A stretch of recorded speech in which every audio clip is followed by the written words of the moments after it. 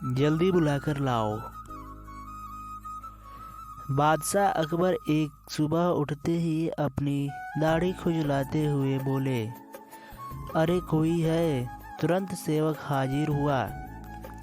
उसे देखते ही बादशाह बोले, जाओ जल्दी बुलाकर लाओ, फौरन हाजिर करो। सेवक की समझ में कुछ नहीं आया कि किसे बुलाकर लाए, किसे हाजिर करे। बादशाह से पलटकर सवाल करने की तो उसकी हिम्मत ही नहीं थी। उस सेवक ने यह बात दूसरे सेवक को बताई, दूसरे ने तीसरे को और तीसरे ने चौथे को। इस तरह सभी सेवक इस बात को जान गए और सभी उलझन में पड़ गए कि किसे बुलाकर लाए, किसे हाजिर करे। बीरबल सुबह घूमने निकले थे।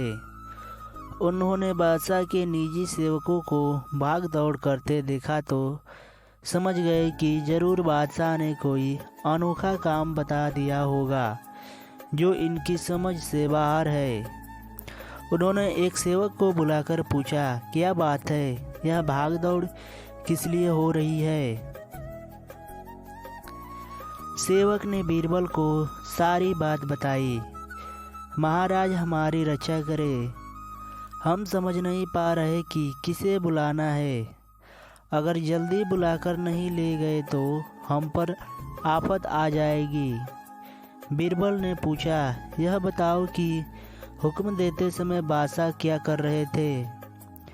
बादशाह के निजी सेवक जिसे हुक्म मिला था उसे बीरबल के सामने हाजिर किया तो उसने बताया, जिस समय मुझे तलब किया उस समय तो बिस्तर पर बैठे थे, दाढ़ी खुजला रहे थे।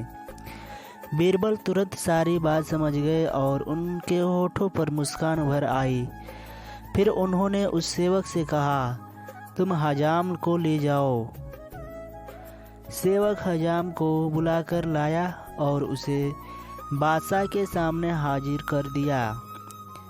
बादशाह सोचने लगे, मैंने इससे तो यह बताया ही नहीं था कि किसे बुलाकर लाना है, फिर यह हजाम को लेकर कैसे हाजिर हो गया। बादशाह ने सेवक से पूछा, सच बताओ, हजाम को तुम अपने मन से ले आए हो या किसी ने उसे ले आने का सुझाव दिया था।